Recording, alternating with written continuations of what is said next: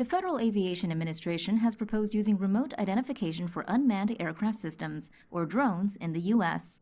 The agency proposes that drones in U.S. airspace would have to meet one of three remote identification requirements: the standard remote identification, limited remote identification, or those without any remote identification. A standard remote identification drone includes equipment that is able to connect to the internet and transmit remote identification messages to a remote ID unmanned service supplier, as well as broadcast these messages directly while in the sky. A limited remote identification drone is an unmanned vehicle that is capable of connecting to the internet and transmitting remote identification messages to a remote ID USS, though it is unable to broadcast these messages directly. This type of drone is restricted in operating higher than 400 feet from its control station. According to an unpublished proposal by the FAA, the remote ID USS would be required to have the ability to share these messages in near real time with the FAA and secure access to such information.